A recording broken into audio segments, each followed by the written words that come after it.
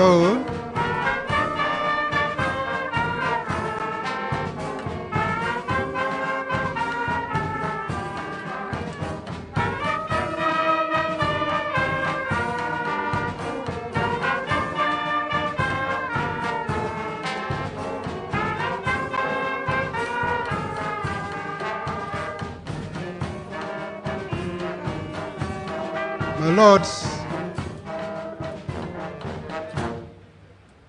My lords, and esteemed delegates and invited guests, may I kindly ask you once again to take your seats. In a few minutes, we shall be commencing our program. The protocol officers and the ushers also, please kindly take your seats. Soon, in a few minutes, we shall be commencing our program. Thank you.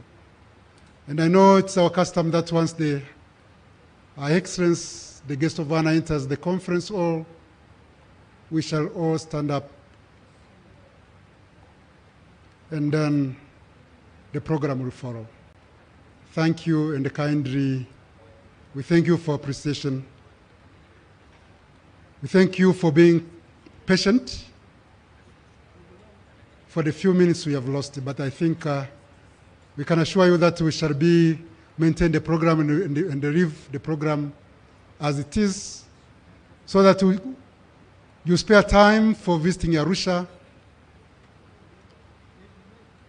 and the other things I mentioned in the morning. Thank you.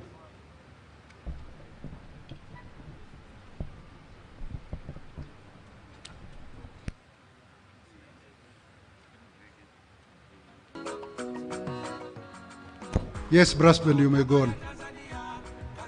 Brass band.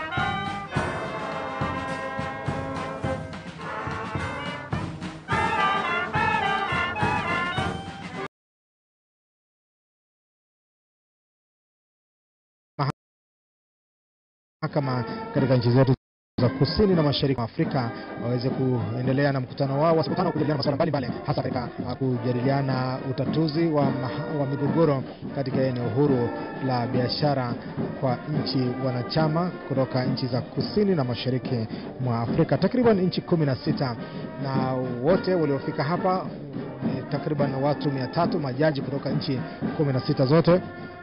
Lakini wapo pia majaji wastaafu ambao wamechangamana na majaji 16 wanachama wakiendelea kupeana uzoefu.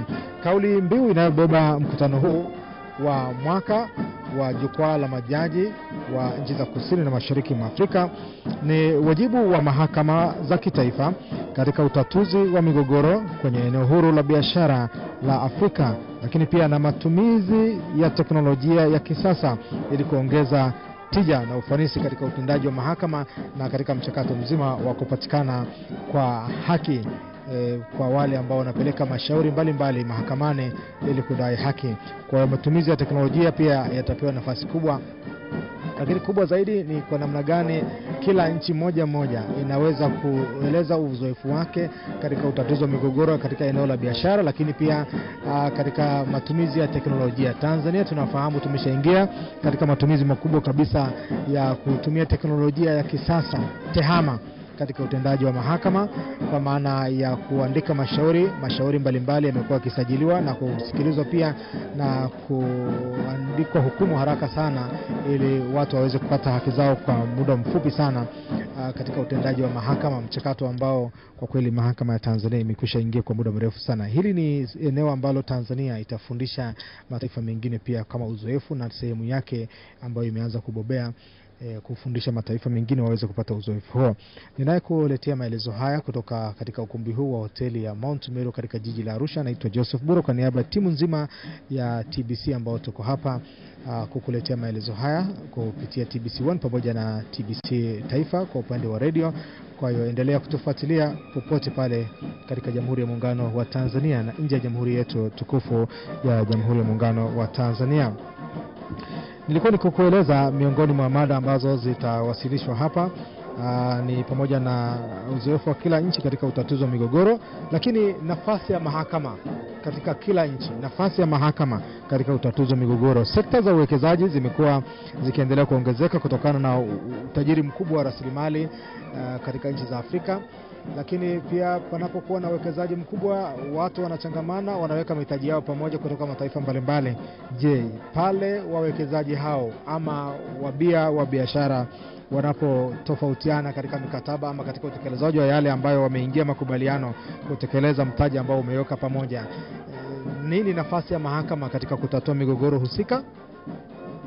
Nini nafasi ya nchi moja pia kuhakikisha kwamba migogoro ile ambayo inajitokeza kati ya wabia wale wawili ama pande mbili zinazohusika katika uwekezaji huo, migogoro hiyo inaweza kutatuliwa? Hapo ndipo tunapohitaji nafasi ya mahakama kuingilia kati na kuhakikisha kwamba migogoro hiyo inaweza kutatuliwa, lakini na kila kitu kikakwenda sawa.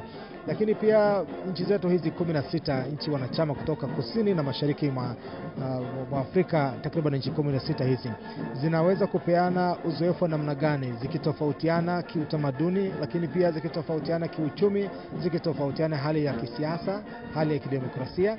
Kila nchi ina namna yake ya kujiongoza, ina siasa zake, ina demokrasia yake, lakini pia sheria zetu zikitofautiana kidogo pia katika utekelezwaji.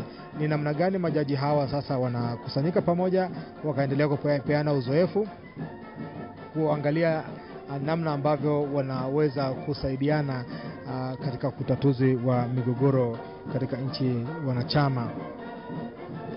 Na rais atakapoingia hapa ni kupitisha kidogo kwenye ratiba ambayo iko mbele yetu hapa. Rais wa Jamhuri ya Muungano wa Tanzania Daktari Samia Suluhu Hassan atakapoingia katika ukumbi huu tayari kwa ajili ya kufungua mkutano huu, kitu cha kwanza itakuwa ni moja kwa moja kuimba wimbo wa taifa, na baadaye wimbo wa Afrika Mashariki, na pia wimbo wa Afrika kwa ujumla. Na baada ya hapo tutapokea salamu kutoka kwa mkuu wa mkoa wa Arusha, mkoa mwenyeji, mkoa ambao umepata heshima kubwa sana ya kuwa mwenyeji wa mkutano huu. Salamu hizo tolewa na mkuu wa mkoa John Mongela, atatoa salamu hizo kwa niaba ya wana Arusha, lakini pia atatueleza hali ya mkoa wa Arusha iko shwari kwa kiasi gani, lakini pia namna ambavyo nchi zetu hizi zimeshawishika na kuvutiwa na kukaa katika mazingira ya amani na upendo. Na tumeelezwa pia katika ratiba majaji hawa katika mfululizo siku 5 kuanzia leo hii watakuwa na siku mojawapo ya kupumzika ambayo ni tarehe 25. Watakwenda kutembelea vivutio mbalimbali ambavyo vinapatikana ndani ya mkoa huu wa Arusha. Kwa hiyo tutasikia hapo baadaye neno la shukrani na neno la ukaribisho kutoka kwa mkuu wa mkoa wa Arusha ndugu John Mongela. Lakini baada ya hapo tutapokea pia salamu na hotuba kutoka kwa Jaji Mkuu wa Tanzania Profesa Ibrahim Hamis Juma. Atatoa salamu na kukaribisha majaji wenzake kutoka mataifa haya 16 ambao wanajumuika hapa, takriban watu 300 ambao wamekusanyika hapa. Baada ya salamu ya Jaji Mkuu wa Tanzania Profesa Ibrahim Hamis Juma, tutapokea pia na salamu kutoka kwa rais na mwakilishi wa tume ya masuala ya mahakama kutoka nchi za Afrika. Huyu ni bwana Gianni Gonchino, atatoa salamu zake pia. Lakini baada ya hapo kutakuwa na mapumziko kidogo ya burudani kidogo kabla ya kumkaribisha Rais wa Jamhuri ya Muungano wa Tanzania Daktari Samia Suluhu Hassan ili aweze kutoa hotuba yake rasmi kwa ajili ya kufungua mkutano huu, kujadiliana masuala ambayo yako mbele ya majaji hawa. Ni mkutano ambao unawakutanisha majaji kutoka mataifa yote hayo, lakini unakuwa na fursa kubwa sana ya kiuchumi kwa sababu tayari wageni hawa mbalimbali wameanza kuwasili tangu jana katika jiji la Arusha. Ongezeko la watu 300 kwa mara moja katika mkoa mmoja ni fursa kubwa sana ya kiuchumi. Nafahamu kila mmoja kwa nafasi yake kwa aliyeshiriki ana namna ambavyo amenufaika. Hoteli zetu za kitalii zitakuwa zimepokea wageni wa hawa, lakini pia wamelala, wamekula. Zote hizo ni gharama watakuwa wamelipia na zote zinaingia katika uchumi wetu wa Tanzania, kuchangia uchumi wa taifa. Lakini pia watakapopata nafasi ya kutembelea hifadhi zetu, hasa imetajwa kwamba watatembelea vivutio vinavyopatikana katika hifadhi ya taifa ya Ngorongoro kule Kreta. Pia lazima itakuwa na mchango mkubwa sana katika sekta ya utalii, na watakapoondoka baada ya kusanyiko lao la siku 5 watakuwa wameondoka na kitu kikubwa sana na simulizi nzuri sana kutoka Tanzania.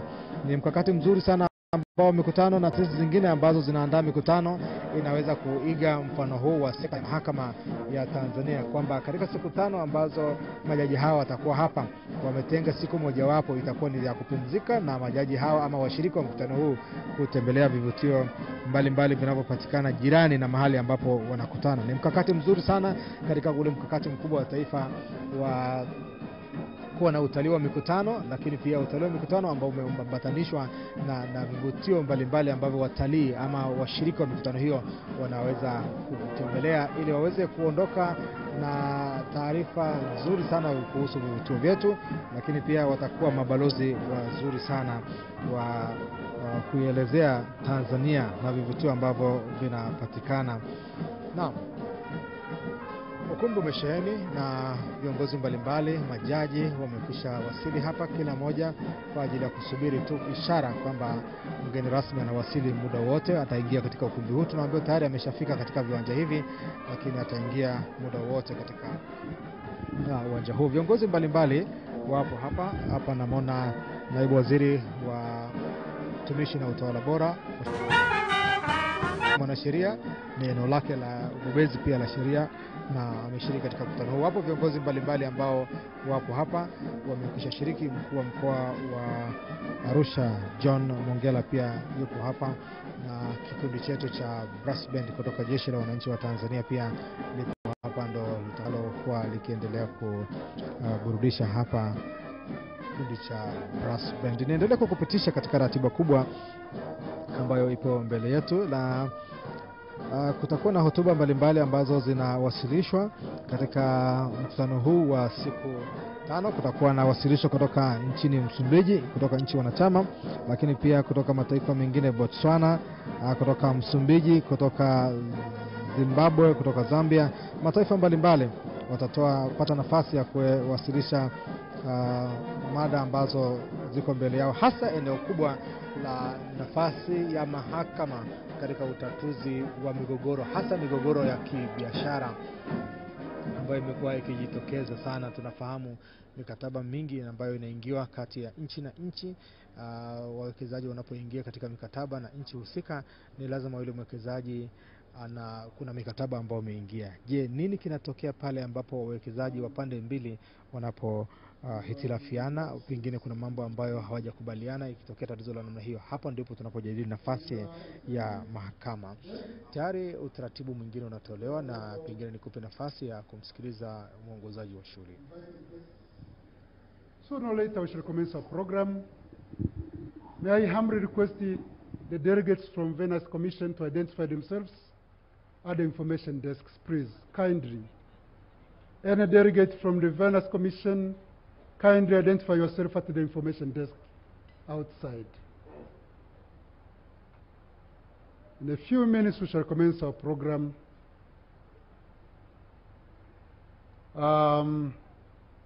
Everything is now ready.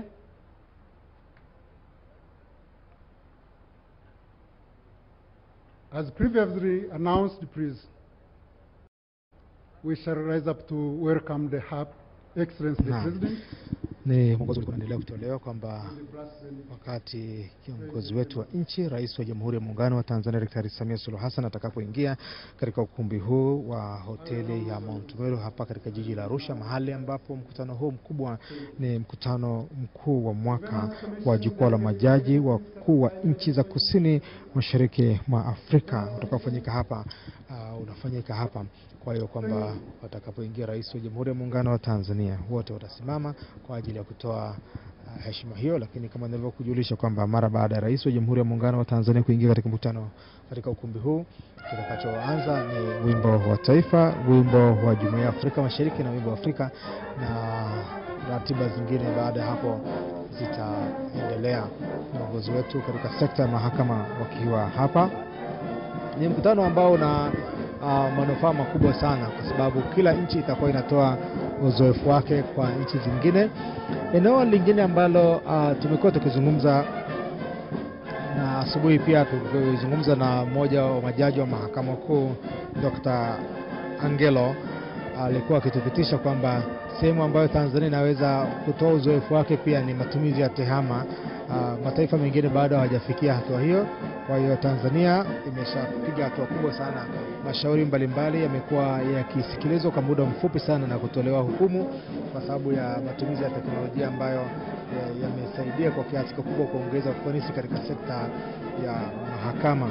Kwa hiyo hilo linalo pia litakuwa ni sehemu ya mchango ambao utajadiliwa, na itakuwa imewekwa pia, iko kwenye ratiba kwamba matumizi ya kisasa, matumizi ya teknolojia ya kisasa katika kuongeza tija na ufanisi katika utendaji wa mahakama ni moja ya mada ambayo itajadiliwa.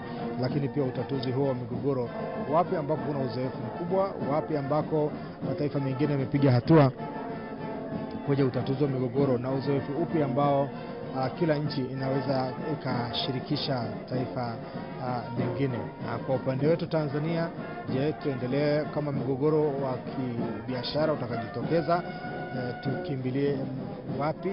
Je, mahakama zetu zina uwezo wa kusimama katika nafasi yake ikatatua? Kwa sababu hakuna namna ambavyo biashara zinapofanyika nafasi ya mahakama haitakuwepo, kwa sababu hitilafu zinapojitokeza mahakama zetu zinasimama kwa ajili ya kutenda haki. Ishara inaonesha wakati wote Rais wa Jamhuri ya Muungano wa Tanzania Daktari Samia Suluhu Hassan anaingia katika ukumbi huu tayari kabisa kwa ajili ya kufungua mkutano huu wa siku 5 wa jukwaa la majaji wakuu wa nchi za kusini na mashariki mwa Afrika. Naam. Ishara wakati wote inatolewa hapo, Rais wa Jamhuri ya Muungano wa Tanzania akiingia hapa.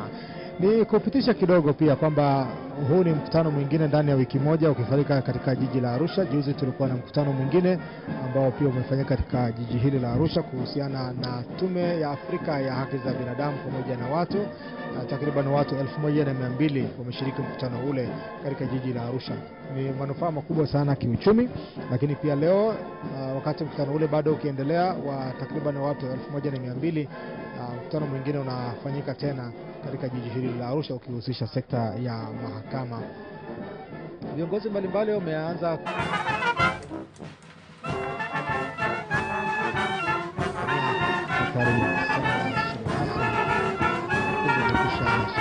kila mmoja amekwisha kupata nafasi yake, na sisi TBC tuko tayari kwa ajili ya kuletea maelezo kuhusiana na mkutano huu. Nini nafasi ya mahakama katika utatuzi wa migogoro katika eneo huru la kibiashara? Je, siku moja tunaweza tukawa na jukwaa la pamoja ama mahakama ya pamoja katika utatuzi wa migogoro, ama tutaendelea kimbilia nje? Mwekezaji anapoona kuna tatizo ni lazima akimbilie katika nchi zingine mbali na Afrika, aende Uingereza, aende wapi? Ama Afrika pekee yetu tunaweza kusimama kwamba mgogoro umetokea wa kibiashara, mwekezaji anaweza akaweka imani, akawa na imani na sekta yetu ya mahakama kwenda kutatua mgogoro husika na haki ikatendeka. Ni nafasi nyingine ambayo leo katika mkutano huu wa siku 5 baada ya uzinduzi huu, majaji hao watajadili kwa pamoja, ukibadilishana uzoefu kwamba wapi turekebishe, wapi ambako bado hatujaimarika sana katika utendaji wa mahakama, katika utoaji wa haki, mashauri mbalimbali yanapopokelewa tuendelee kwa hivyo, ama wapi tuboreshe katika kusikiliza ama kupokea na kusikiliza mashauri mbalimbali na kuendelea kuboresha, na wapi ambapo haki inachelewa na nini kinachelewesha haki hiyo kupatikana. Ni matumizi ambayo hayajaimarika sana ya teknolojia, nafasi ya teknolojia pia katika utoaji wa haki, usikilizwaji wa mashauri mbalimbali. Na katika maelezo mbalimbali wataalamu wetu hawa wanasema hatua kubwa imekwisha pigwa kwa sasa, kwa sababu kuna teknolojia ambayo sasa hivi shahidi akisimama mahakamani, ushahidi wake anaotoa, kuna mitambo, kuna teknolojia ambayo inasikiliza pia na kuyaandika yale ama kuweka kumbukumbu yale ambayo anayazungumza shahidi, na yale ambayo ama mazungumzo ambayo ama hukumu anayotakiwa kutoa ama maelekezo anayotakiwa kutoa jaji husika anayesikiliza shauri husika, na yotakuwa inaingia katika mfumo wa teknolojia. Mitambo yetu ya kisasa, teknolojia ya kisasa ikiendelea kuandika, hiyo yote inamrahisishia mtoaji wa hukumu ambaye anasikiliza ile shauri, kama ni jaji wa mahakama kuu, kwa sababu teknolojia itakuwa imeshamrahisishia shahidi namba A alikuwa anasema nini katika ushahidi wake, na mlalamikaji alikuwa anazungumza nini kwa upande wake. Basi jaji inakuwa rahisi kwa jaji kujumuisha maoni ya pande zote mbili zinazokinzana katika shauri husika, na inakuwa rahisi yeye kuyajumuisha na kuandika hukumu na hatimaye kutoa shauri katika kile ambacho anakisikiliza. Naam, taratibu unatolewa na tumsikilize. Number 1 is English and number 2 is Portuguese. For those actually who cannot follow, na muda wote taratibu utaendelea hapa, na viongozi mbalimbali wakiendelea kuwekana sawa, na ishara inaonyesha kwamba Rais wa Jamhuri ya Muungano wa Tanzania Daktari Samia Suluhu Hassan anaingia wakati wote. Naam, mtazamaji wa TBC1, tayari mgeni rasmi ambaye tulikuwa tunamtegemea kuingia katika ukumbi huu, Rais wa Jamhuri ya Muungano wa Tanzania Daktari Samia Suluhu Hassan ameshaingia katika ukumbi huu akiambatana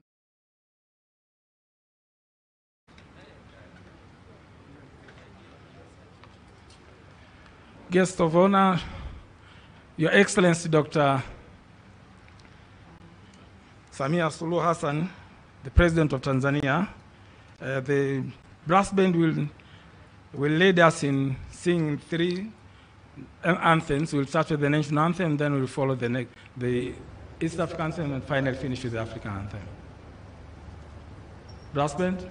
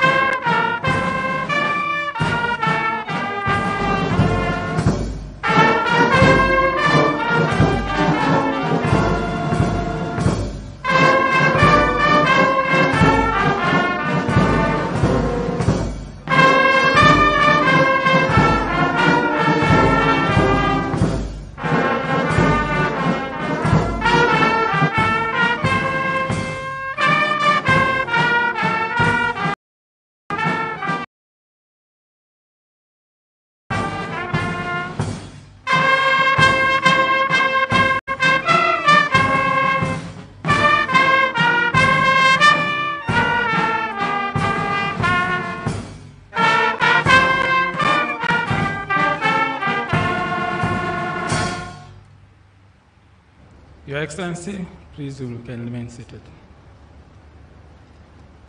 You can take your seat. Your Excellency, Dr. Samia Suluhu Hassan, President of Tanzania, before we proceed with the program, I would like to invite religious leaders to lead us with a prayer. And I'll start with Sheikh Hamis Kasim Mwadago, representing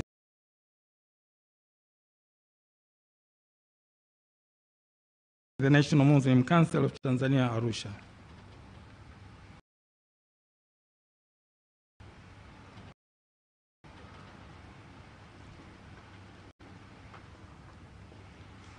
بسم الله الرحمن الرحيم الحمد لله رب العالمين والصلاة والسلام على أشرف الأنبياء والمرسلين سيدنا محمد وعلى آله وصحبه أجمعين أما بعد. Mtume Muhammad sallallahu alayhi wasallam anasema akuwa hakimu yoyote anayetaka kuhukumu ila Mwenyezi Mungu umtumia malaika wawili wanemtia nguvu katika hukumu yake akiwa amekusudia haki. Na atakapokusudia sio kwa haki, Mwenyezi Mungu huondoa malaika umbakisha na mashaitani au hukumu anavyotaka. Kwa inshallah tutamuomba Mwenyezi Mungu Subhanahu wa Ta'ala katika jambo hili ili Mwenyezi Mungu atufanyie wepesi katika watu wetu ambao wanatoa maamuzi. Ewe Mwenyezi Mungu, muumba mbingu na ardhi na vyote vilivyomo, tunakuomba ubariki ufunguzi huu wa leo, ubariki mkutano huu wa majaji wakuu wa Mashariki na Kusini mwa Afrika. Tunakuomba uwape afya njema, uwape uadilifu, uwape uaminifu, uwape ukweli na uwape hurma katika kutumikia majukumu yao kwa watu. Mwenyezi Mungu, tunakuomba umbariki Rais wa Jamhuri ya Muungano wa Tanzania Dr. Samia Suluhu Hassan. Tunakuomba vile vile inshallah umpe afya njema, umtie nguvu, umpe upendo, umpe subra, umpe hikma, umpe hurma na umpe uadilifu katika kuitumikia jamii ya Watanzania. Mwenyezi Mungu, tunakuomba uendeleze amani na utulivu na salama iliyopo katika nchi yetu na uwajalie Watanzania wawe na uzalendo katika kuipenda nchi yao. Mwenyezi Mungu, tunakuomba ulibariki jiji letu la Arusha likiongozwa na mkuu wetu wa mkoa liwe na amani na utulivu ili wageni wetu wote wanapokuja hapa wawe salama na wakiondoka warudi kwa salama na amani, wazikute familia zao ziko salama. Mwenyezi Mungu ibariki jiji la Arusha. Mwenyezi Mungu ibariki Tanzania. Mwenyezi Mungu ibariki Afrika Mashariki. Mwenyezi Mungu ibariki Afrika.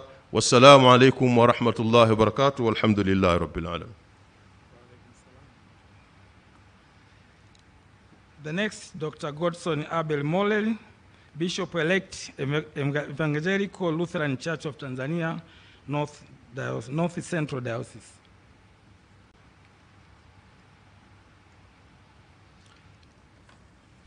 Kwa jina la Baba na la Mwana na la Roho Mtakatifu. Amen. Mungu Mwenyezi, neno lako katika huinua taifa, bali dhambi ni aibu kwa watu wote. Vyombo vya kutoa maamuzi na haki wa nchi za Mashariki na Kusini mwa Afrika, ili mioyo na nafsi zao ipate kutimiza yaliyomo ya wajibu wao katika ukamilifu, ili haki idhihirike katika nyanja zote. Mjalie Rais wa Jamhuri ya Muungano wa Tanzania Dr. Samia Suluhu Hassan na wote wenye mamlaka na wasaidizi wake moyo wa hekima na utendaji bora wenye msingi katika haki na utawala ulio bora, ili nchi yetu iwe na amani na maendeleo makamilifu na kuwa mfano bora katika mataifa yote ya Afrika na ulimwengu mzima. Twaomba haya kupitia Yesu Kristo Mwokozi wetu. Amen.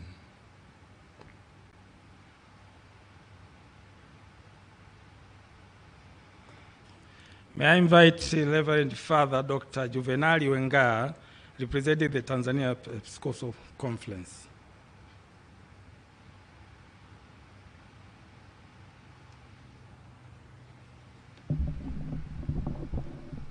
Kwa jina la Baba na la Mwana na la Roho Mtakatifu. Amina. Nasoma katika kitabu cha kwanza cha Wafalme sura ya 3 aya ya 5 hadi ya 9. Bwana alimtokea Solomon huko Gibeoni wakati wa usiku katika ndoto, naye Mungu akasema, omba lolote utakalo nikupe. Solomon akajibu, umemfanya mtumishi wako mfalme, lakini mimi ni mtoto mdogo tu. Hivyo umpe mtumishi wako moyo wa ufahamu na hekima, ili aweze kutawala watu wako na kupambanua kati ya mema na mabaya. Tuombe.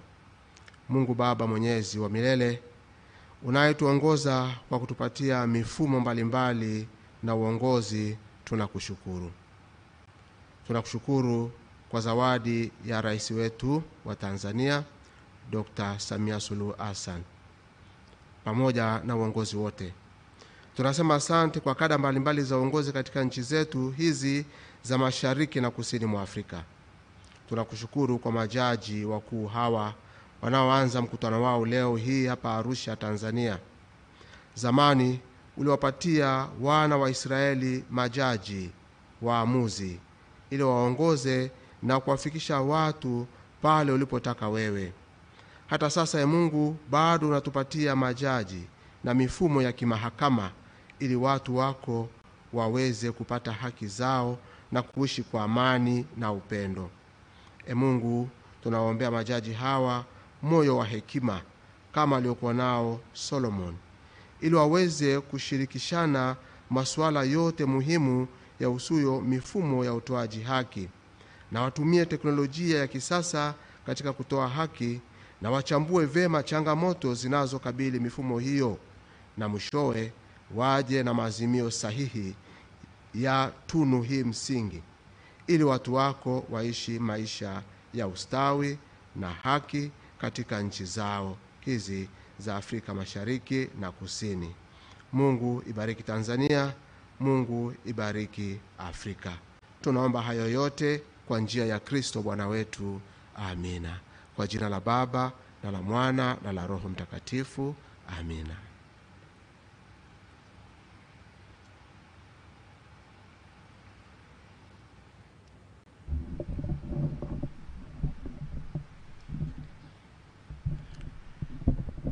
Your Excellency, Dr. Samia Suluhu Hassan, the President of the United Republic of Tanzania, Your Lord Chief Justice Peter Shivute, Chief Justice of the Republic of Namibia and Chairperson of the Southern and Eastern Africa Chief Justices Forum, Your Lordship Professor Ibrahim Hamisi Juma, Chief Justice of Tanzania, Your Lordship Justice Raymond Zondo, Chief Justice of South Africa, Honorable Ambassador Dr. Pindi Hazara Chana, the Minister of Constitution and Legal Affairs, Honorable John Mongela, the Regional Commissioner of Arusha, Honorable Agustini Mwarija, the Justice of Appeal and Dean of the Justices of Appeal, Honorable Chief Justice present, Your Excellency, I don't intend actually to read the entire protocol. I'll proceed, I'll recognize them later, but in this, I wish to say that in this conference we invited quite a number of local and international delegates, but as well as the other invitees to speak. With your permission, Your Excellency, let me recognize some of them who are here, and I wish to admit that I will not actually be able to recognize all of them because of time, and I'll request if it will please you, actually, most of them either to stand up so that at least you can see them, but also our delegates also can see them. I'll start with I understand that you've met the Chief Justices, but I'll start with His Lordship Justice Peter Chivute, the Chief Justice of the Republic of Namibia and Chairperson of the Forum. And next will be the host Chief Justice, Professor Ibrahim Hamisi Juma, the Chief Justice of Tanzania. And then will be His Lordship Justice Raymond Zondo, Chief Justice of South Africa.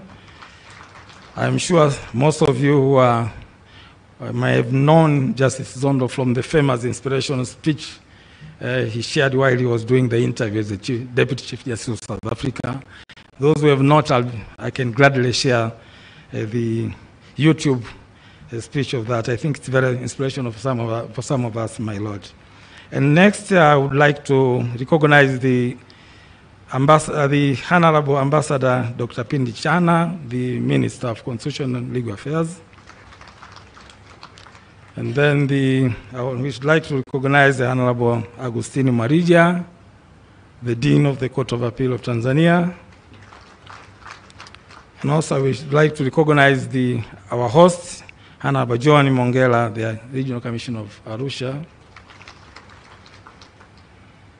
Your Excellency, I would like to recognize the presence of Chief Justices from the various member states of the Southern and Eastern Africa Chief Justice Forum, who are sitting on the front row. My lords and ladies, if you can stand up, I would gladly appreciate. Thank you very much. Some of those who are sitting on the back actually did not have the opportunity to see. Thank you so much, my lords.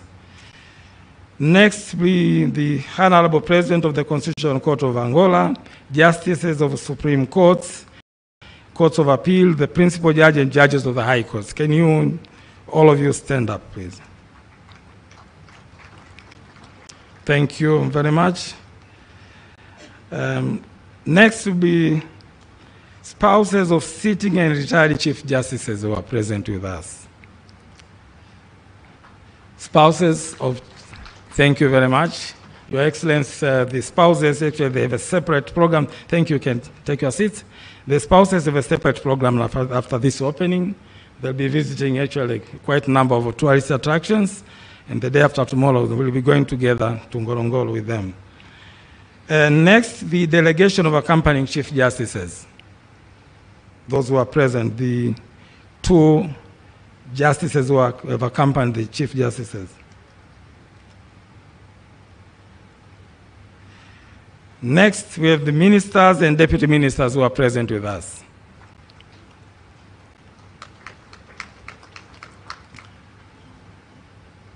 Yes, I've seen Lidwani Kikwete.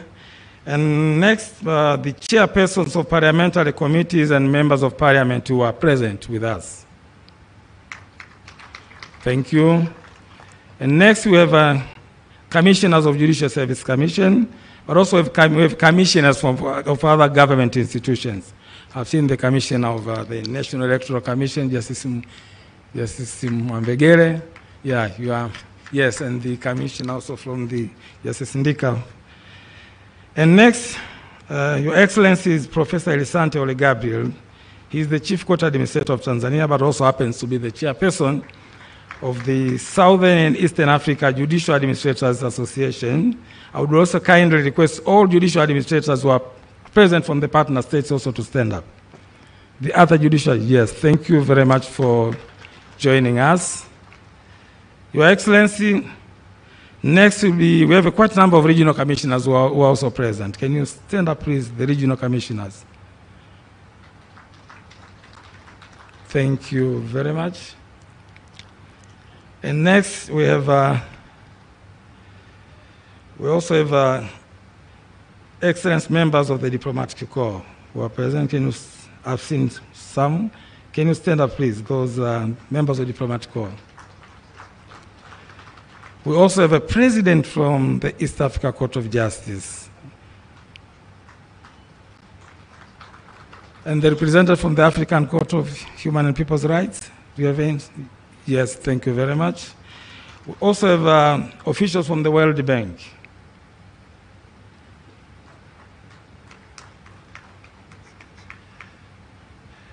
We also have moderators, presenters, and discussants. The Chief Justice, I know you are moderating, so you should not stand up. But those who are the other moderators who are not Chief Justice, presenters, and discussants who are present, can you stand up, please? Yes, thank you very much. And finally, I know there are the district commissioners who are present and the deputy executive directors, if they are here, the district executive directors, thank you very much for joining us. And finally, Your Excellency, we have members of the Judicial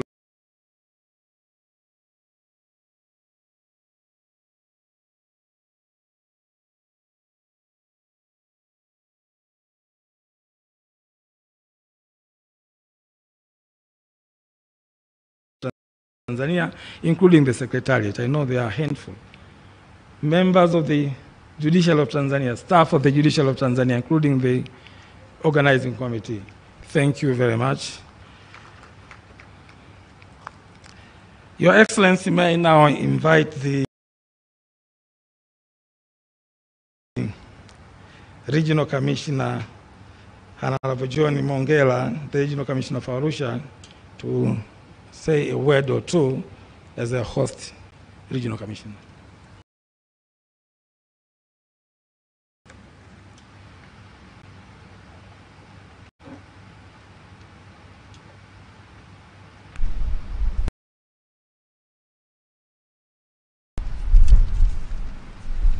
Your Excellency,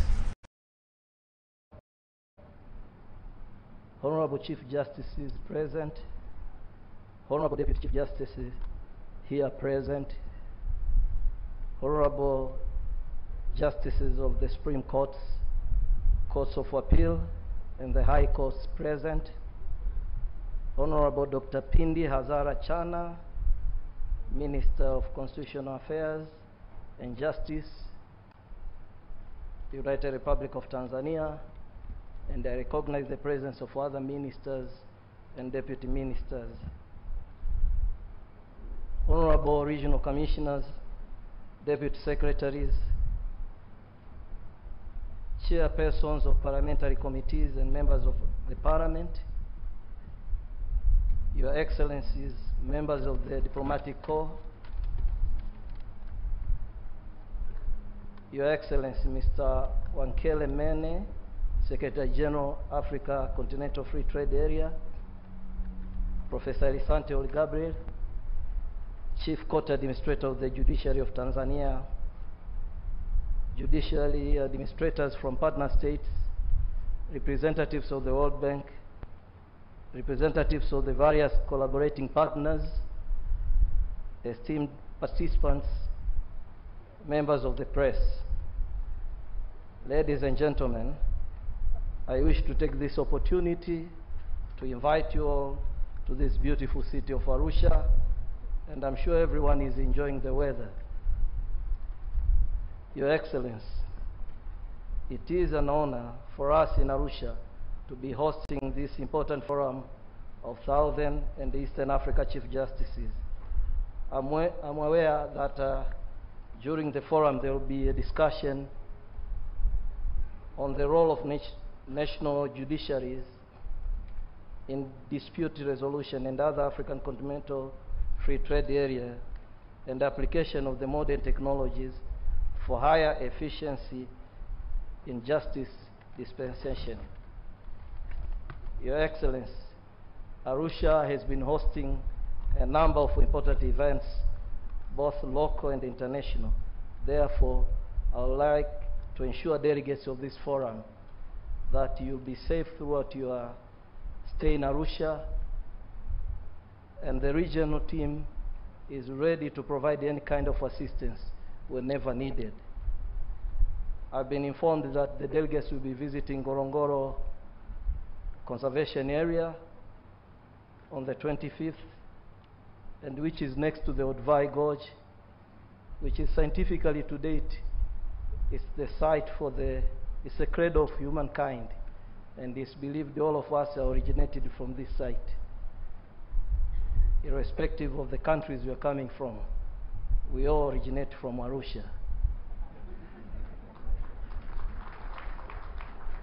We sincerely congratulate the organizing committee and delegates for this schedule for also promoting our tourist attractions, which our dear President, Her Excellency Dr.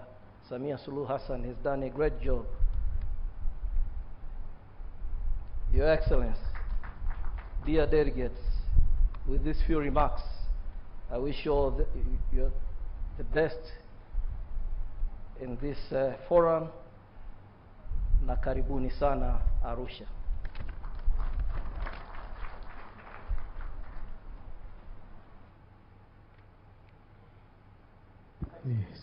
Ni salamu za ukaribisho kutoka kwa mkuu wa mkoa wa Arusha John Mongela, na baada ya hapo sasa anakaribishwa Jaji Mkuu wa Tanzania Profesa Ibrahim Juma kwa ajili ya kutoa pia neno la ukaribisho kwa majaji wote, na tayari amefika pale kwenye kinasa sauti na tumsikilize. Your Excellency Dr. Samia Suluhu Hassan, the President of the United Republic of Tanzania, Your Lordship Justice Peter Sam Shivute, Chief Justice of Republic of Namibia and the Chairperson of the Southern and Eastern African Chief Justices Forum, Honorable Chief Justices present, Honorable Deputy Chief Justices present, Honorable Justices of Supreme Courts, Courts of Appeal and the High Court here present, Honorable Dr. Pindi Hasarachana, the Minister of Constitutional Affairs and Justice, United Republic of Tanzania, Honorable Ministers, Deputy Ministers, Permanent Secretaries, Deputy Permanent Secretaries, Chairpersons of the Parliamentary Committees and other Members of Parliament present here, Your Excellencies, Members of the Diplomatic Corps, Professor Elisante Oleg Gabriel, Chief Court Administrator of the Judiciary, also the Chairperson of the Southern and Eastern African Judicial Administrators Association, Judicial Administrators who are present here, representatives of the World Bank, Honorable John Mongela, the Regional Commissioner of the Arusha region, and other regional commissioners who are present, representatives of the various collaborating partners who are present here, esteemed participants, members of the public, ladies and gentlemen, good morning all of you. It is an honor and privilege for me to welcome you on behalf of the Judiciary of Tanzania to this year's Southern and Eastern Africa Chief Justices Forum and Annual General Meeting at this postcard Mount Meru Hotel with a clear view of Mount Meru behind us. As Honorable John Mongela, the Regional Commissioner of Arusha, said, Arusha is a gateway to safari destinations. It is a city with a world-famous clock tower. It is believed to be located precisely between Cairo and Cape Town. It is a city at the center point of three countries, Uganda, Kenya, and Tanzania. I want to thank him for making us comfortable so far, and everything is very good. Specifically, I want to thank you, Your Excellency Dr. Samia Suluhu Hassan, the President of the United Republic of Tanzania. You have supported us all along towards this conference, and you have also honored us by your presence despite your very, very packed schedule. Our thanks are limitless. I wish to extend my deep appreciation to the record number of the Chief Justices who have carved time out of your very busy schedule to be able to be with us in Arusha. I also want to welcome my lords, the retired Chief Justices, Dr. Willy Mutunga, who will be joining us virtually, Ms. Honorable Ernest Sakala, former Chief Justice of Zambia, and Honorable Maria Fumo Bartolomeu, the former Chief Justice of Mozambique. You represent the continuity of our forum, and we have a lot to learn from your experience. Your Excellency Dr. Samia Suluhu Hassan, no one within our national judiciary in Southern and Eastern Africa can escape from the impacts of what is happening around the society. That's why we always take time annually to meet and deliberate and discuss some of the issues which touch the rule of law and the independence of the judiciary. We also take time to discuss some of the emerging issues which may be relevant to the administration of justice. One of the most important emerging issue through our experiences in our meetings, we met in 2016 in Namibia, where we discussed the emerging issue of transnational crimes and organized crimes. The following year, in 2017, Chief Justices also met in Namibia as well, where we discussed the prevention of corruption in the judiciaries. In 2018, we met in Lilongwe, Malawi, where we discussed how to strengthen our judiciary to make us independent, accountable, while remaining without fear or favor. Your Excellency, Dr. Samia Suluhu Hassan, we are all aware that epidemics and pandemics do not spare the judiciary.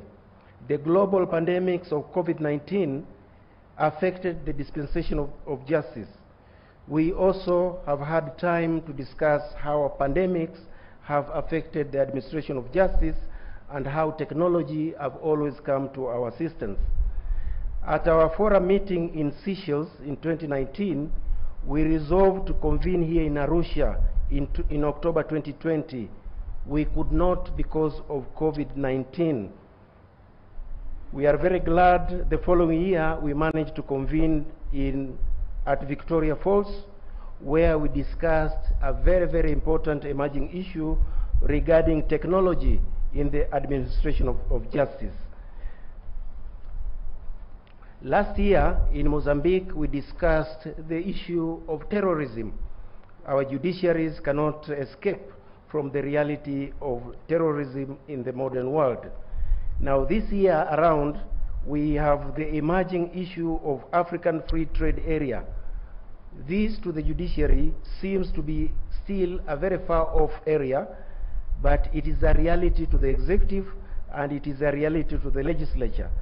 So we decided this time to come up with a theme where at least we will discuss what is the position, what is our places in the African Free Trade Area.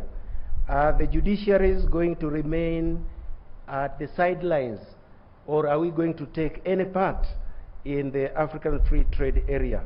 Your Excellency, Dr. Samia Suluhu Hassan, our forum gives us a very relaxed environment where we discuss very, very difficult issues. One of these difficult issues this year will be African free trade. And I hope the moderators, the panelists, and the discussants who will help us guide through this difficult topic will ensure that we enjoy the discussion environment. Before I conclude, I would like to thank my Lord Chief Justice Peter Shivute, the chairman of our forum, for your leadership and also the leadership of our executive committee. I also want to thank the secretariat who have made us come and join you here, and members of organizing committee from Tanzania. You have all played a very big role. I must also thank the regional commissioner of Arusha. He has always intervened at the very right time to ensure that this meeting and this conference succeed. I want to conclude again by thanking Your Excellency Dr. Samia Suluhu Hassan, the President of the United Republic of Tanzania, for your unwavering support of this conference and for honoring us with your presence, and also taking with us a postcard picture which will remain part of our remembrance of Tanzania. I wish all participants a fruitful conference and annual general meeting, and please enjoy a very hospitable Arusha and enjoy the legendary hospitality of Tanzanians. God bless our forum, God bless Africa, and God bless Tanzania. Thank you for listening.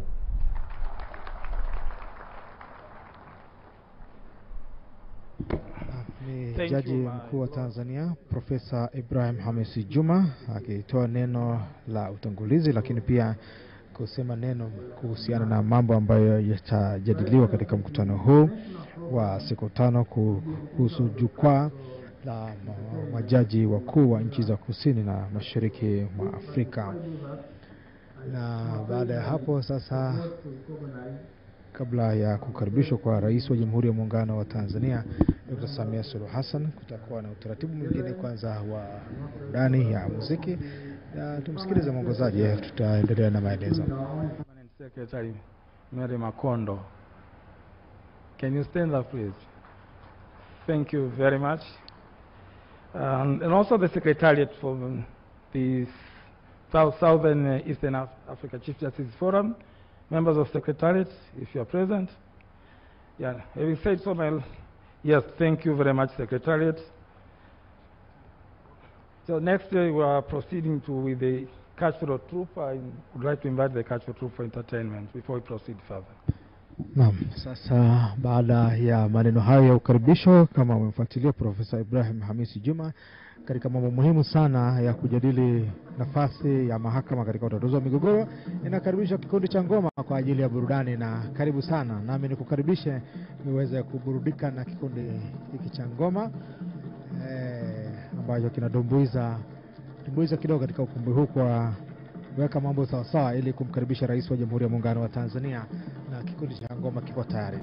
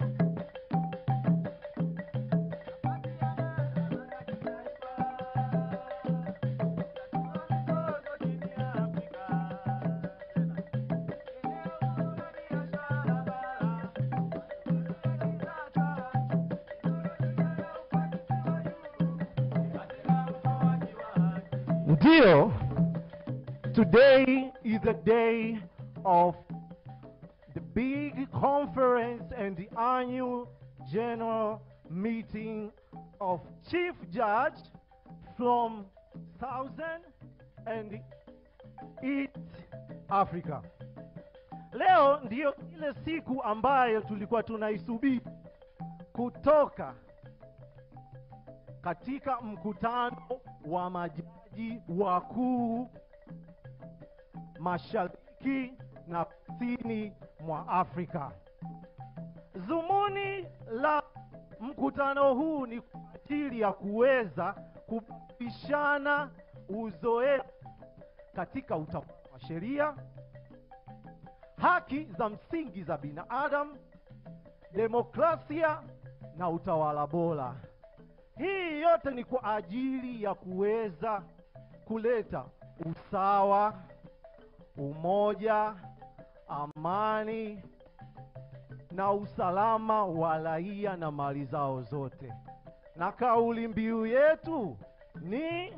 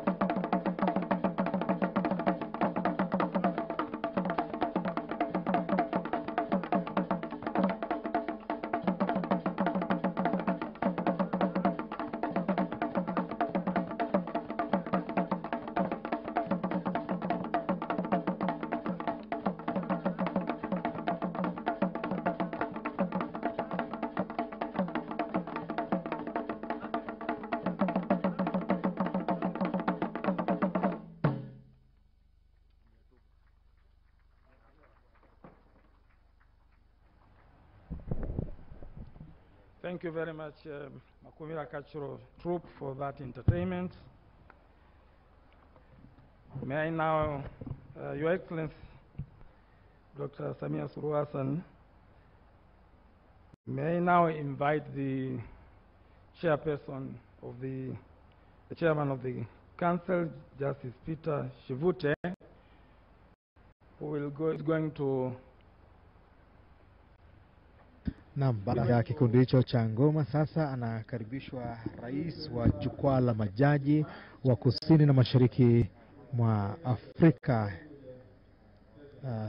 Peter Shivute, ambaye pia ni jaji mkuu wa Namibia. Thank you, Director of Ceremonies. Excellency Dr. Samia Suluhu Hassan, President of the United Republic of Tanzania,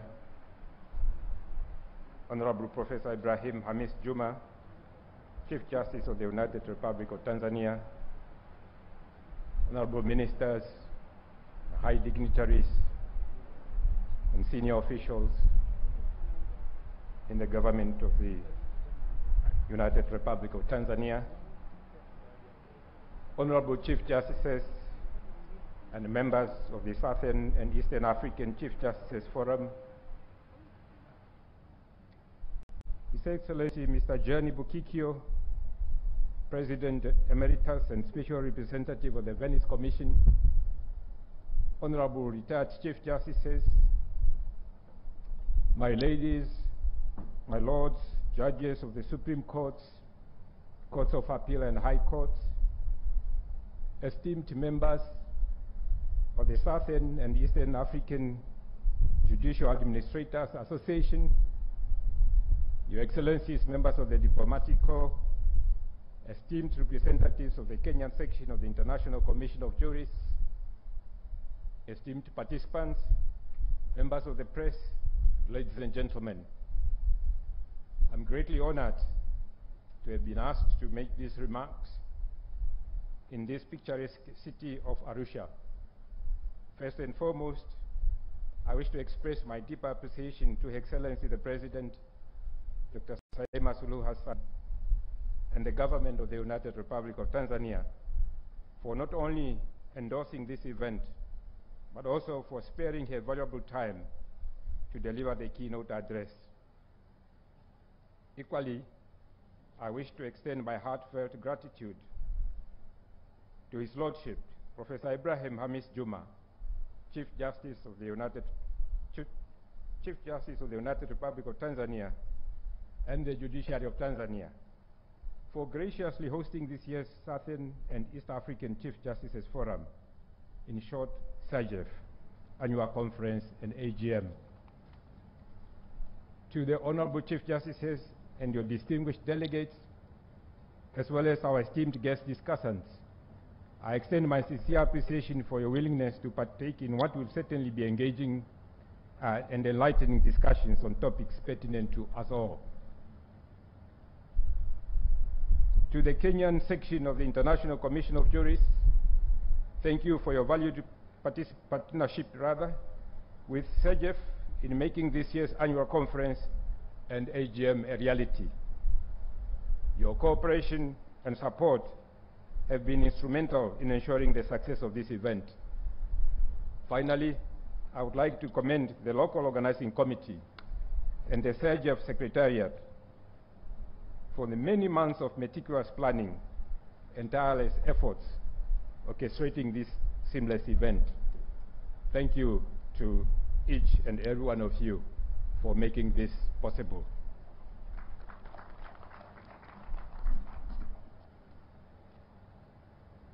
Your Excellency the President, the Southern and East African Chief Justices Forum was established on the 7th of December 2003 in Johannesburg, South Africa.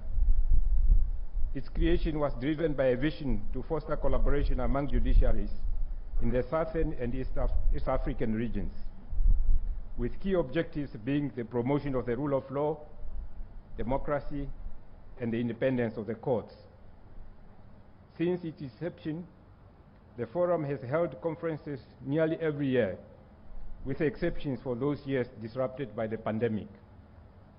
These conferences provide a valuable platform for member jurisdictions and other stakeholders to deliberate on significant topics, share unique and common challenges, and collectively work towards solutions that strengthen the region's legal systems.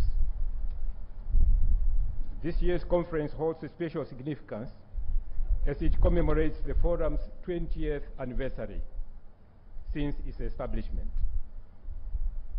It is truly befitting that we have convened in the awe-inspiring shadow of Mount Meru, one of the highest mountain peaks in Africa. Much like the majestic Mount Meru, which stands proudly in all its grandeur, this year's conference is equally momentous. I invite each of us to take a moment to reflect upon the achievements and milestones that the forum has accomplished over the past 2 decades. I would be remiss not to acknowledge the pioneers of the forum who guided it through its formative phase and contributed to bringing it to its present standing. I'm particularly pleased that the President Emeritus and Special Representative of the Venice Commission, Mr. Gianni Becquicchio, has found time from his busy schedule to be with us and share his experience about the founding of the forum. Thank you, Gianni, for being such a visionary leader.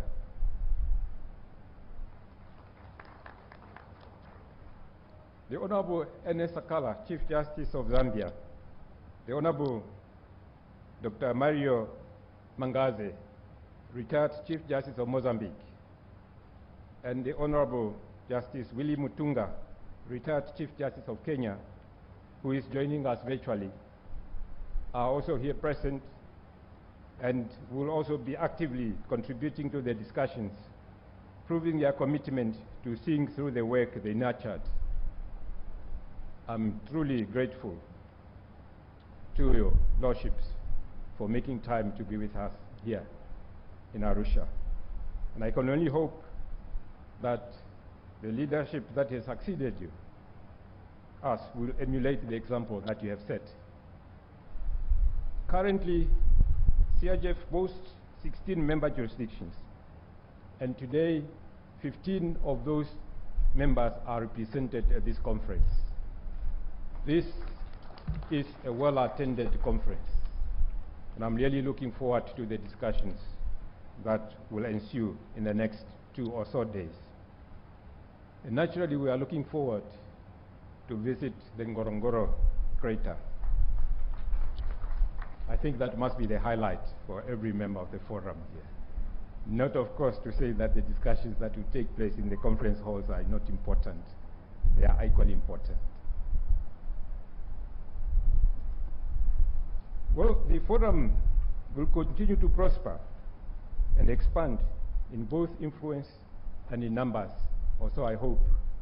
As a Swahili proverb wisely states, kuja pamoja ni mwanzo, kukuwa pamoja ni maendeleo, kufanya kazi pamoja ni mafanikio.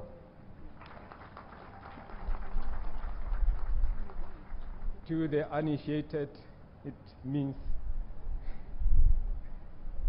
coming together is a beginning. Keeping together is progress.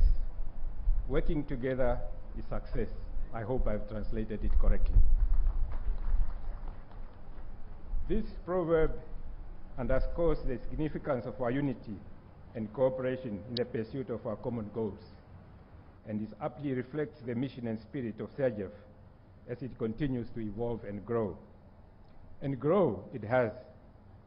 In June 2017, CIGF birthed CIJA, the Southern and East African Judicial Administrators Association, an association of judicial administrators in the regions covered by CIGF.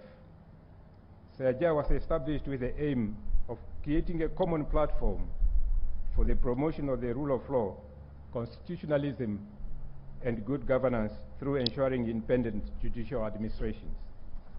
I'm pleased that CIJA had its 4th meeting on the sidelines of this year's conference, and it has been reported, I've been briefed that it has been a success. Congratulations, members of the CIJA.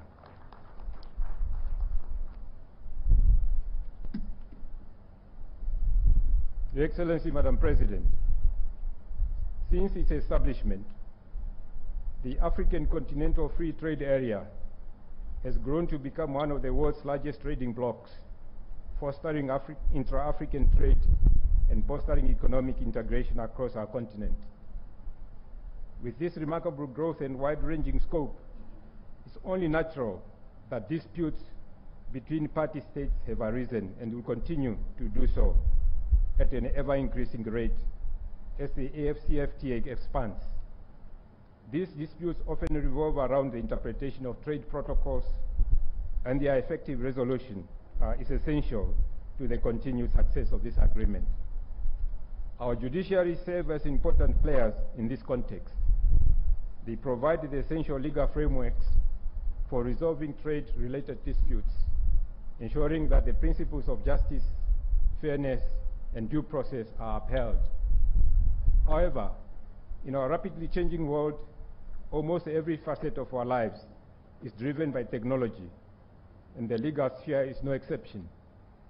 Hence, the theme of the year's conference, the role of national judiciaries in dispute resolution under the African Continental Free Trade Area, and the application of modern technology, is apt. As we gather here, therefore, for the next 2 days, we must reflect on the ever-increasing need to integrate technology in our dispute resolution mechanisms. We recognize that technology, like any other tool, may have its pitfalls, but it also offers numerous advantages that we must harness. Ultimately, though, dispensing justice is an intricately human enterprise. Therefore, any technological infrastructure that we use must remain profoundly citizen-centric. Technology, like the law, is a source of power and hence also a source of empowerment. However, we must ensure that it is deployed appropriately. With this caveat out of the way, I will wholeheartedly encourage each of us to actively engage in the crucial discussions here, and as it is through our collective efforts and innovative thinking that we can chart the course for a brighter future of trade, justice, and prosperity in Africa. Nashukuru sana.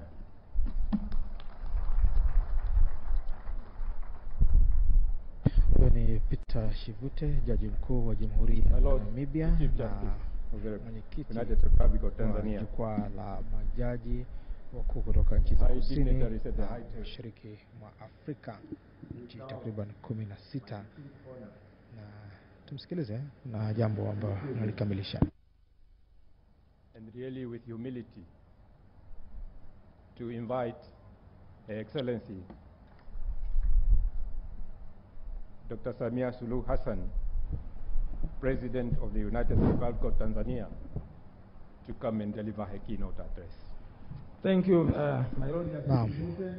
Peter Shivute, jaji mkuu wa Jamhuri ya Namibia na mwenyekiti wa jukwaa la majaji wa nchi za kusini na mashariki mwa Afrika, nasimama sasa na amemkaribisha Rais wa Jamhuri ya Muungano wa Tanzania, mgeni rasmi katika kufungua mkutano huu, Rais Dr. Samia Suluhu Hassan, lakini anakabidhi pia na zawadi hiyo. Ni zawadi ya kipekee nakabidhiwa kwake. Asante sana.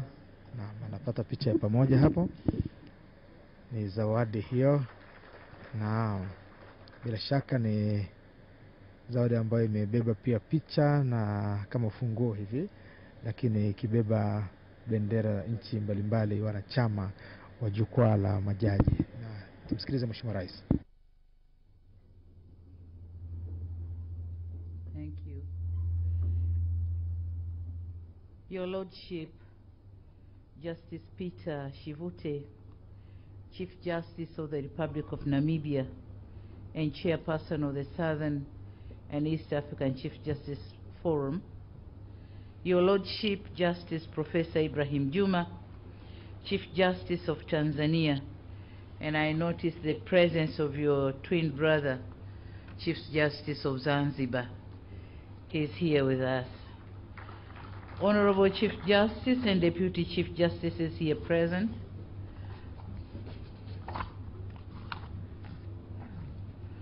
Honorable Justices of Supreme Courts, Courts of Appeal, and High Courts here present, Honorable former Chief Justices, Honorable Dr. Pindi Hazarachana, Minister for Justice and Constitutional Affairs, and other ministers and deputy ministers here present, Dean of the Court of Appeal of Tanzania, Honorable Augustine Mwarija, Chairperson of Parliamentary Committees, and other members of Parliament here present, Your Excellencies, members of the Diplomatic Corps, spouses of the Chief Justices, we thank you for giving them the warmth to be able to conduct their responsibilities. Also in attendance, and I noticed the presence of the chairperson of the African Commission for Human and People's Rights, Professor Alessandro Ole Gabriel, Chief Court Administrator of Tanzania, and the chairperson of Southern and East African Judicial Administrators Association, judicial administrators from partner states here present, representatives of the World Bank and the African Court for Human and People's Rights, Honorable John Mongela, Regional Commissioner of the Arusha Region and other regional commissioners here present, permanent secretaries and deputy permanent secretaries, representatives of the various collaborating partners, esteemed participants, members of the press, ladies and gentlemen, a very good afternoon to you all. Some few minutes too.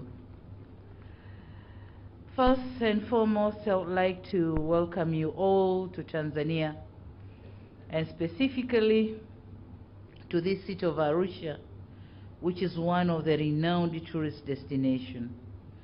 It is also with great honor and pleasure that I received your invitation to be a keynote speaker to this year's conference and annual meeting of the Southern and Eastern African Chief Justices Forum. Having noted the theme of your annual conference for this year, which is the role of the national judiciaries in dispute resolution under the African Continental Free Trade Area, application of modern technologies for high efficiency in justice dispensation, I accepted your invitation with a very keen interest. I did so because this theme has come at an appropriate timing and is loaded with significant insights. As you are aware,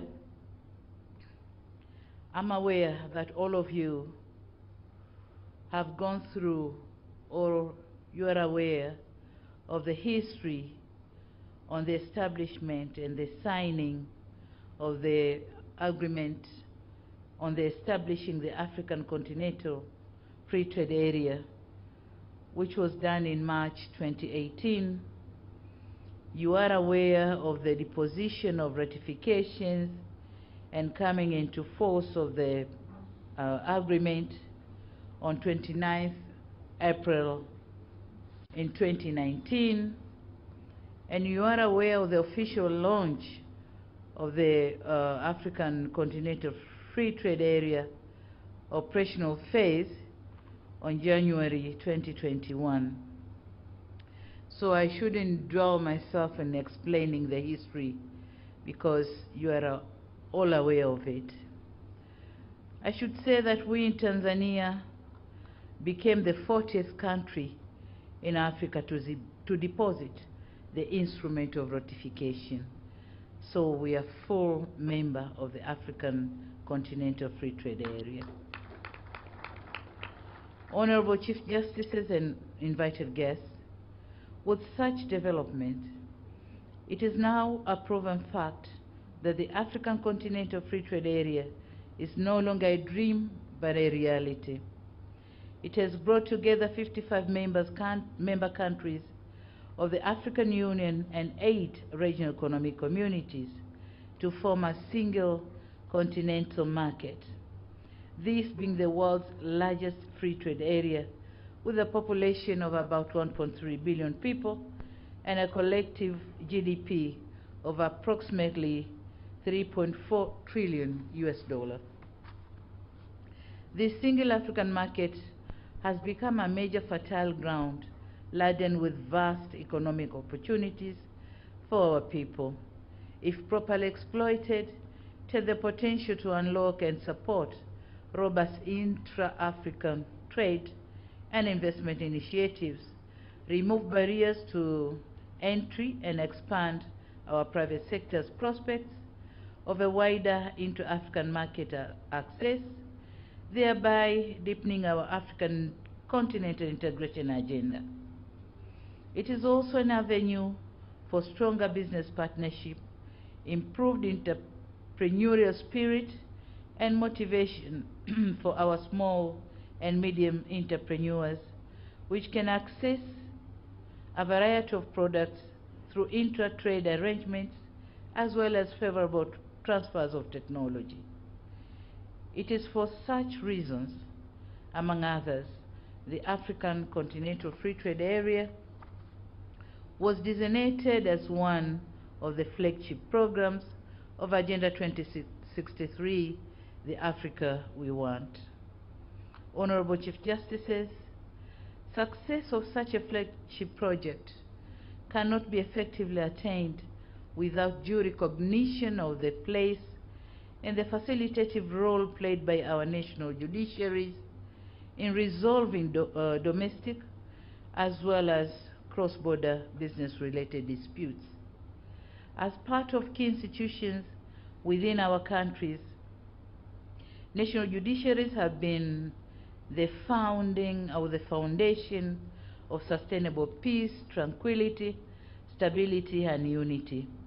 All these being the prerequisite factors conducive for effective implementation of the African Continental Free Trade Protocol, which is intended to improve economic well-being of our countries through increased private sector cross-border and intra-border trade, business, and investment.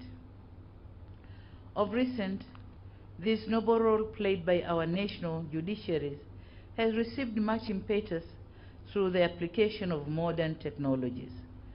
As it shall be demonstrated in the course of your discussion, we in Tanzania, for instance, have learnt our lessons regarding the necessity to employ modern technologies in facilitating dispute resolution, especially during the challenging times. Honorable Chief Justices and invited guests, it is a fact that the COVID-19 pandemic did bring vital lessons to our nations and institutions.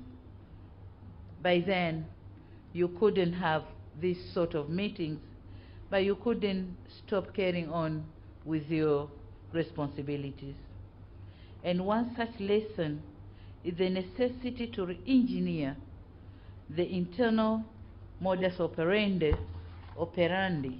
by crafting homegrown technological solutions to facilitate continued provision and delivery of essential services to our people, with or without necessitating a complete shutdown of our economies. So here in Tanzania, we couldn't do any shutdown, but we couldn't stop working. We used the modern technologies in providing the services to the people in various sectors, judiciary being one of them. In Tanzania, one of the areas to which we drew attention at and deployed technological solution to mitigate the negative effects of COVID-19 was the administration of justice to our people. Through the aid of homegrown technological solutions, our judiciary was not only able to maintain access to justice by all who are in need, but was also able to ensure the safety of its staff, and that of court users. Such homegrown innovation helped to facilitate a smooth and rapid adoption of remote hearing of cases of all nature, and has catalyzed our desire to further simplify judicial operation by venturing into more sophisticated technological solutions, such as deployment of artificial intelligence in the dispensation of justice. Encouraging such efforts and other homegrown technology or technology-based solution in our continental context is vital. As it encourages the spirit of entrepreneurship, which is a key driver of economic growth, and it allows young people to participate in the economy, shape innovations, and stimulate job creation, thereby contributing to greater productivity. Honorable Chief Justices, when such kind of homegrown technological solutions are considered within the context of the African Continental Free Trade Area, their outcomes can be visibly foreseen. In the first place, such innovations can easily cross-breed technology or technology transfer within the African Continent Free Trade Area. They can as well be improved by widely adopted within and amongst our nations, either through knowledge sharing and or favorable technology transfer mechanisms, thereby assisting our countries to adequately respond to many other growing needs and challenges confronting our people in not only the area of access to justice, but also in other important domains. While homegrown technological innovations are essential for our continental economic growth, I hasten to state that such innovation cannot be safe without having robust intellectual property or property rights regime to offer adequate protective mechanism to our technological innovations. Such regimes are critical since the continent needs to address many other technology-driven issues on areas such as public health and industrial development. Technological innovations are as well needed so as to address the pertinent issues on African food security and unemployment crisis through enhanced intra-African agribusiness, trade and investment, to mention but a few. In all these areas, there are intellectual property rights related matters to which national judiciaries are also well connected when it comes to resolution and disputes involving such matters. It is also a fact that our continent is not only endowed with rich natural resources, but it is also endowed with potential human capital that needs to be effectively harnessed through improved research and development frameworks. But such frameworks must, as I stated earlier, be well imbued with adequate protection through harmonized intellectual property rights, protection laws and mechanisms, adequate competitive policy frameworks, and effective dispute resolution mechanisms. With adequate intellectual property rights, protection and effective mechanisms to facilitate transfer of technology and resolve trade and commerce-related disputes, our own researchers and young techno-innovators will be assured of enjoyment of their benefits whenever there will be such transfers of technology. In turn, they will contribute to the industrialization of our continent, which is a much-needed agenda, as it will not only transform our economies, add value and promote trade through greater integration into regional or global value chains, but also help to address the issues of unemployment to our young and fast-growing population.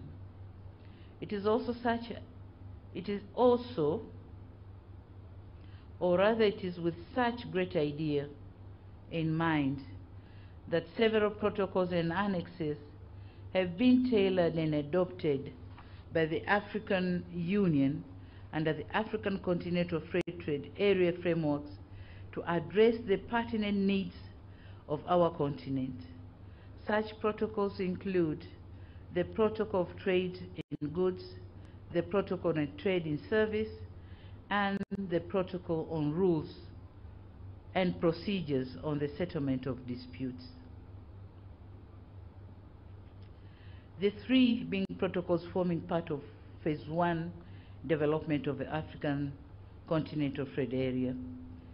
These are in addition to the Protocol on Investment, the Protocol on Competitive Policy, the Protocol on Intellectual Property, the Protocol on Digital Trade, and the Protocol on Women and Youth. It is my hope, therefore, that during your discussion on in this conference, you will have time to examine the entire African Continental Free Trade Area framework for a better understanding of its structures. Honorable Chief Justices, while I need not to be exhaustive about what each and every of such protocols hold for the future of our continent, when they all come into implementation, let me point out one protocol which seems to have a direct linkage in my view with the role played by national judiciaries. This is none that your conference will give more insights to such role thinking of mine, this being a gathering of distinguished judicial luminaries. It is also my strong belief that as prominent legal minds of this region or regional economic bloc, you will as well set aside some minutes in your discussion to consider how the African Continental Free Trade Disputes Resolution Body can deploy modern technologies to efficiently, accessibly, and transparently enhance its role of dispensing interstate trade-related justice so as to deepen the intra-African trade relations. This is taking into account the wealth experience you have or you have garnered over the years in resolving not only domestic related disputes but also cross-border related ones. Since this conference is also an avenue for sharing experiences, I believe that you will find it a pertinent avenue for discussions regarding how best the nexus between national judiciaries and the African Continental Free Trade Area dispute settlement mechanism can be tailored, shaped, and aligned throughout the continent for the attainment of our great Agenda 2063 vision of the African we want.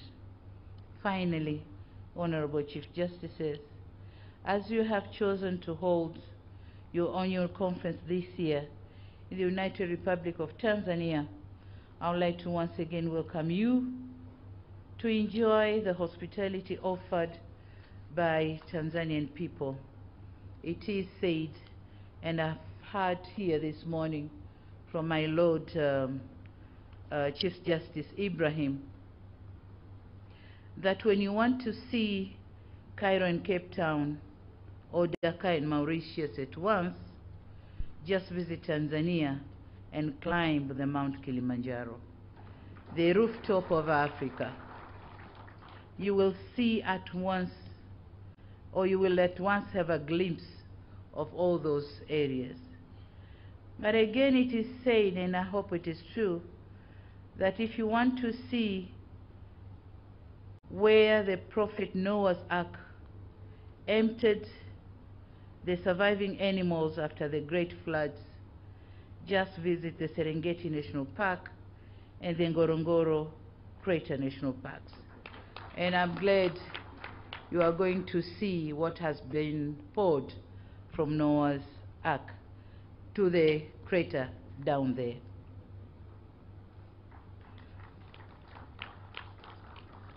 but you may as well be in need of a fragrant and tranquil breeze to soothe your mind after a long discussion in this conference. You can as well enjoy such refreshing moments in Zanzibar Islands, where a night's fragrant breeze and romantic spiced atmosphere is able to refresh your entire mind and soul for a better tomorrow. So I hope you will have some time to visit one of such places for your fond memories of Tanzania. On that note, I wish you a successful and productive conference, and may God bless Africa, God bless Tanzania, and all who have attended this meeting. I thank you for your kind attention. Thank you very much. As you stand up, please put up a great round of applause once again.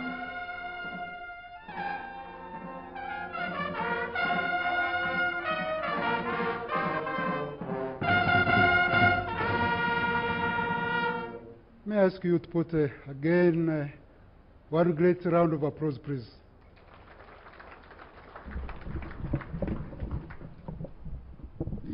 Ni Rais wa Jamhuri ya Muungano wa Tanzania Daktari Samia Suluhu Hassan amekamilisha kutoa hotuba yake na amesisitiza mambo muhimu sana. Pengine kabla ya kusema tusikie kidogo neno la shukrani likitolewa pia na the Chief Justice of South Africa for the vote of thanks. Neno la shukrani linakuja kutolewa na Jaji Mkuu wa Afrika Kusini. Anakuelekea pale kwenye jukwaa ili aweze kusema neno hilo la shukrani baada ya mkutano huu kuzinduliwa, ili majaji hawa waweze kuzungumza na tumsikilize.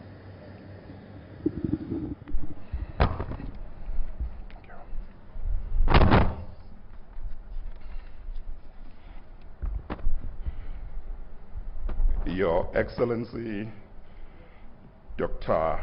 Hassan, President of the United Republic of Tanzania, Professor Ibrahim Juma, Chief Justice of the Republic of Tanzania, Chief Justice Peter Shivute, Chief Justice of the Republic of Namibia,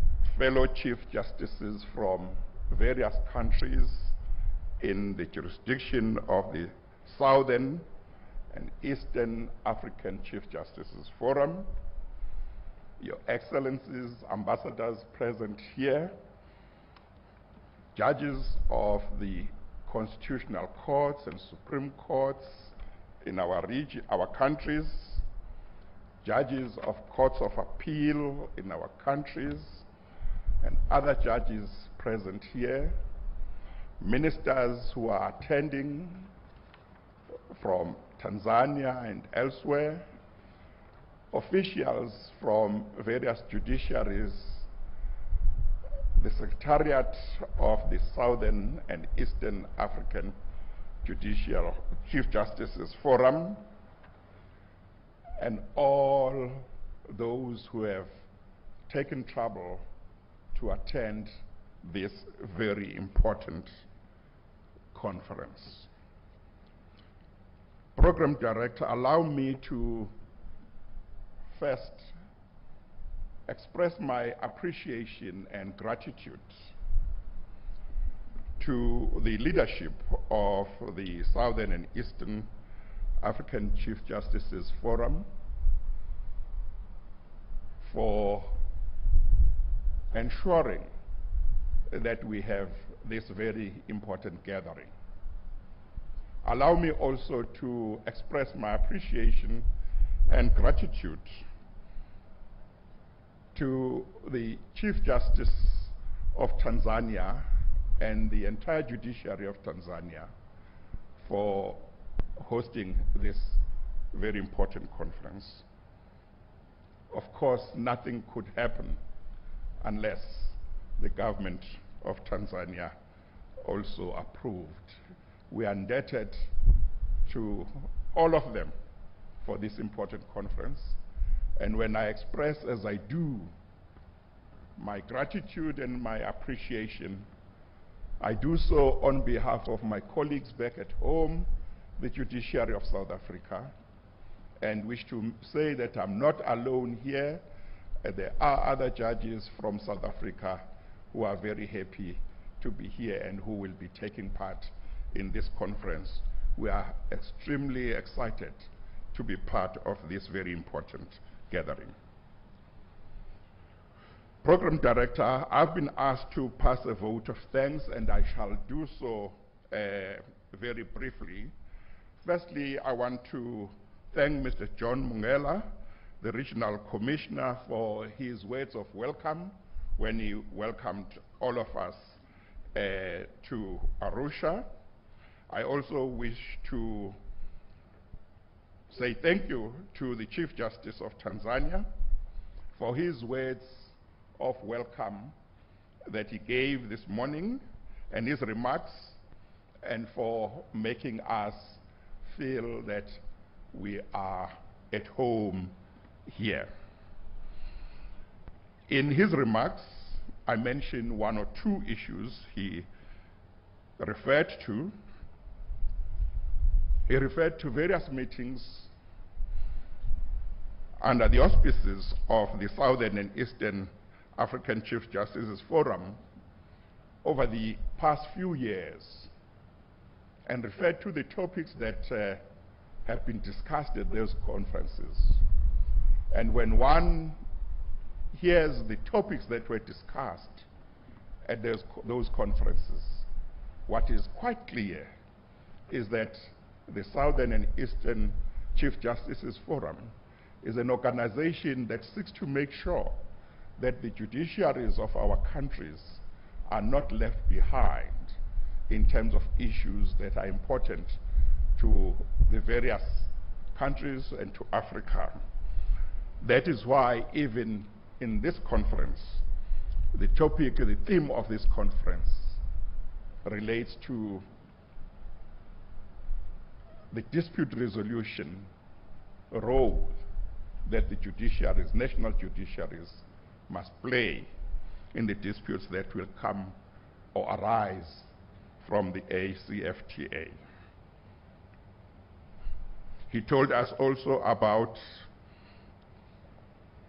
how Tanzania dealt with the situation during COVID-19. He told us about the topic that was discussed in Mozambique last year. And all of those topics, as I've said,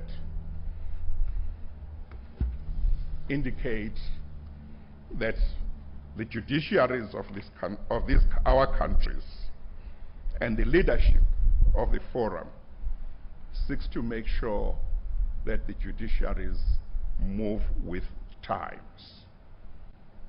Thank you very much, Chief Justice, for your remarks. We then had the chairperson of the Southern and Eastern Chief Justices Forum, Chief Justice Peter Shivute, Chief Justice of Namibia, who also made his remarks. And in doing so, asked us to go back to the establishment of this forum in South Africa in December 2003.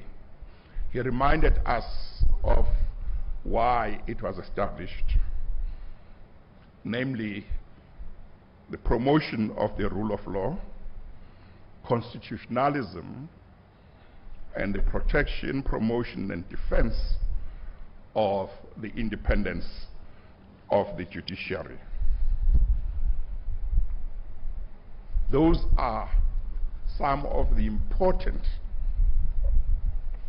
objectives that this forum seeks to pursue.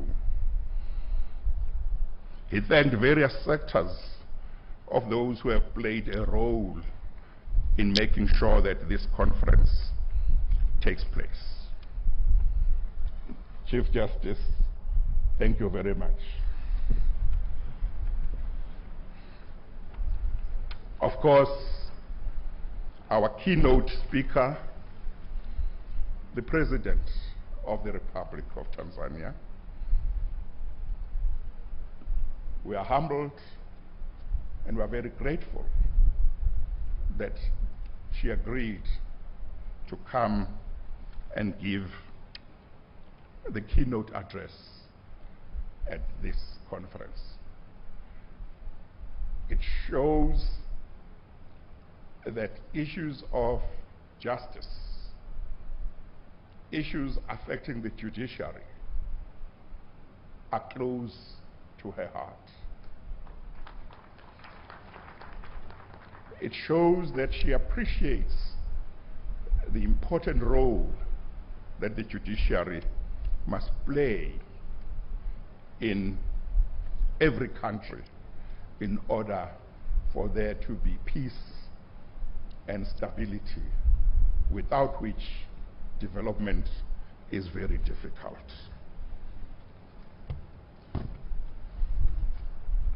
Her address to us was very instructive.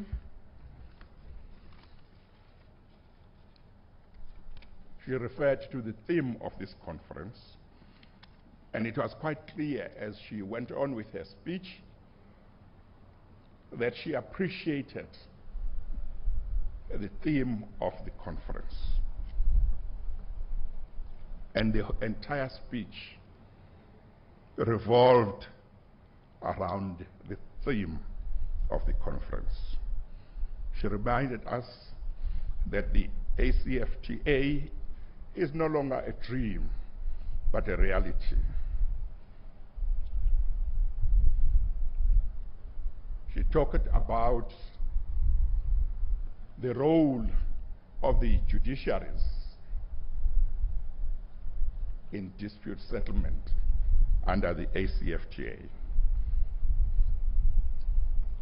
Although she didn't say so because she didn't want to preempt what you will be discussing, I have no doubt that she is aware, and she would love this part of the dispute settlement under the ACFTA, namely that there is an important role for allowing parties or disputants to speak and try and resolve issues before they go to litigation. And the fact that the framework ensures that at any time disputants can agree to go to mediation to try and have matters resolved. Those aspects of the dispute resolution mirror a lot of what Africans know when they need to resolve disputes, whether it's in a family or it's in a community. Those are important aspects. She dealt with the protection of patents and other rights that will come with technology. There can be no doubt that Tanzania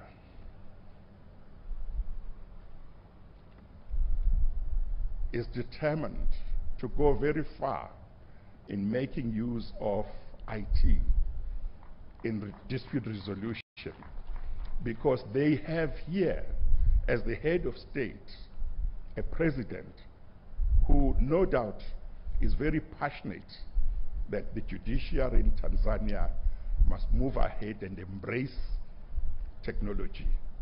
Indeed,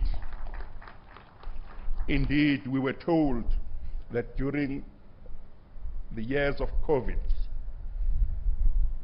Tanzania did not have a complete shutdown.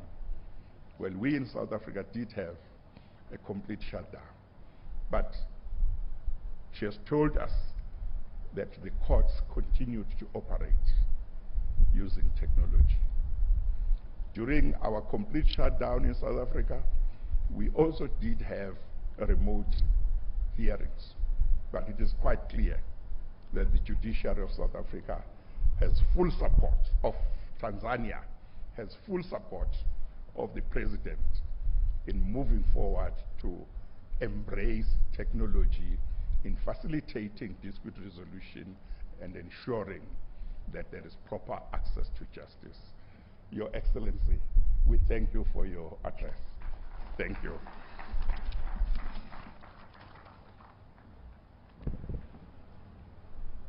Thank you.